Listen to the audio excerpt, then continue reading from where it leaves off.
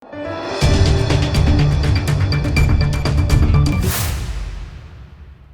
દર્શક મિત્રો, આપ જોઈ રહ્યા છો લોકમિત્ર ન્યૂઝ. હું છું એન્કર અર્પિતા પટેલ. હવે છે અગત્યના સમાચાર. સુરતના સચિન વિસ્તારમાં આવેલી ગુજરાત ગ્રામીણ બેંકની શાખામાં 2 દિવસ પહેલા ધોળે દિવસે થયેલી ₹4.5 લાખની લૂંટનો ભેદ ઉકેલાયો હતો.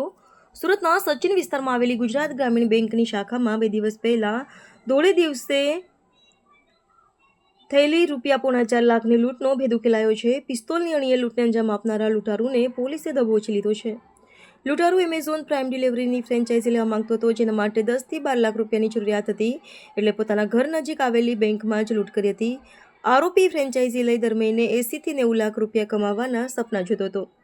જોકે હાલ તો તેને લોકઅપની હવા ખાવાનો વારો આવે છે. સચિન વિસ્તારમાં આવેલી ગુજરાત ગ્રામીણ બેંકમાં સિક્યુરિટી ગાર્ડ ન હતો. આ લૂંટ માટે મુખ્ય કારણ બની ગયું હતું. સુરત ક્રાઇમ બ્રાન્ચે ગણતરીના દિવસોમાં આરોપી નાજીસ ઉર્ફે બબલુ મોહમ્મદ સનાઉલ્લા શેખ ઉંમર વર્ષ 22ને પિસ્તોલ, કારતૂસ અને લૂંટની રકમ સાથે ઝડપી પાડી કેસનો ભેદ ઉકેલી નાખ્યો છે.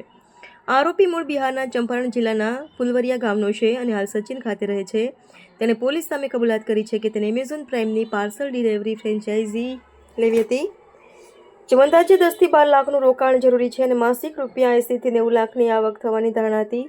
આવી કમાણી માટે તે કોઈ પણ હદ સુધી જવા તૈયાર હતો. Reporter Sunil Ganjawala, Lokmaitri news, Surat. ગઈ તારીખ 20/5/2025ના રોજ સુરત નવસારી રોડ પર સચિન જે વિસ્તારમાં સ્વસ્તિક પ્લાઝાના ગ્રાઉન્ડ ફ્લોર ઉપર ગુજરાત ગ્રામીણ બેંક આવેલી છે, આમાં સવારના ટાઈમે 2 મહિલા કર્મચારી હાજર હતા. ત્યારે એક કિસમ પિસ્તલ જેવું હથિયાર બતાવી અને બેંકમાંથી 3,76,000ની લૂંટ કરી અને બંને મહિલા કર્મચારી અને ત્રીજા જે ડેલી વેજીસ ઉપર એક માણસ હતો, ત્રણેયને બંદી બનાવી રૂમમાં પૂરી અને જતા રહે છે.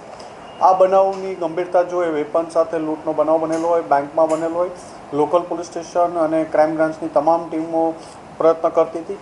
એમાં સુરત ક્રાઇમ બ્રાન્ચની ટીમને એક સારી લીડ મળી હતી. લીડના આધારે નાજીસ ઉર્ફે બબલુ સનાઉલ્લા શેખ 22 વર્ષનો છે, જે સાઈનાથ સોસાયટી સુરત નવસારી રોડ ઉપર જ રહે છે, એની ધરપકડ કરવામાં આવી છે. એની પાસેથી એક પિસ્ટલ અને 7 રાઉન્ડ કબજે લેવામાં આવ્યા છે. લૂંટમાં ગયેલા 3,33,000 જેટલી એમાઉન્ટ કબજે લેવામાં આવી છે. લૂંટમાં જે બેંક કર્મચારી છે એનો બેગ પણ પૈસા ભરવા માટે લઈ ગયો હતો, તો એ બેગ કબજે લેવામાં આવ્યું છે. 2 મોબાઈલ અને લેપટોપ બેગ, એર બેગ બધું કબજે લઈ કુલ 3,95,000નો મુદ્દામાલ એમની પાસેથી કબજે લેવામાં આવ્યો છે અને એની હાલ પૂછપરછ ચાલુ છે. આરોપીને એમેઝોન પ્રાઇમમાં ફ્રેન્ચાઇઝી લેવી હોય કે ડિલિવરી માટેની, પાર્સલ ડિલિવરી માટેની, એટલે 10 થી 12 લાખ રૂપિયાની જરૂર હતી અને એ સચિન વિસ્તારમાં જ રહેતો હોય એટલે એના બેંક ટાર્ગેટમાં હતી અને ત્યાં મહિલા કર્મચારી છે એ પણ એના ધ્યાનમાં હતું, એટલે વહેલી સવારે લૂંટ કરવાના ઈરાદે ઘૂસી ગયો હતો ત્યાં. એણે રેકી કરેલી હતી, બેંકની નજીક જ રહે છે એટલે એના ધ્યાનમાં પણ હતું કે ત્યાં 2 મહિલા કર્મચારી છે અને ટોટલ 4 માણસો કામ કરે છે, પણ તે દિવસે 3 માણસો જ હાજર હતા.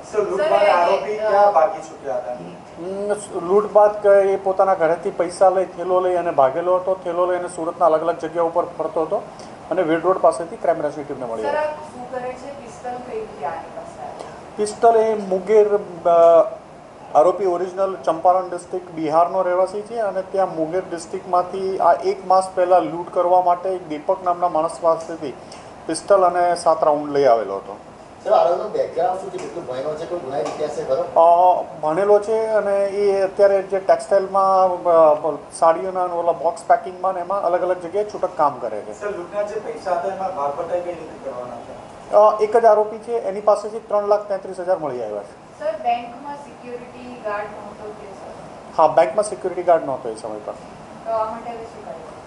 એમને હાયર ઓથોરિટીને અમે જાણ કરશું અને એની જે બેંકમાં સિક્યુરિટીના ઓફિસર્સને બીજી અલગ અલગ જગ્યાએ પણ આવી બેંકો આઈડેન્ટિફાઈ કરી નથી ત્યાં સિક્યુરિટી ગાર્ડ રાખવા માટે બધા માટે ભલામણ કરશું.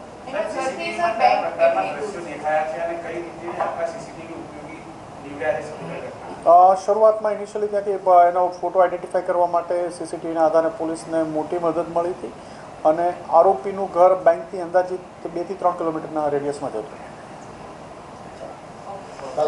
લોકમૈત્રી ન્યૂઝ સાથે જોડાયેલા રહેવા અમારા યુટ્યુબ ચેનલને સબસ્ક્રાઇબ કરી ફેસબુક અને ઇન્સ્ટાગ્રામ પેજને લાઇક અને શેર કરો.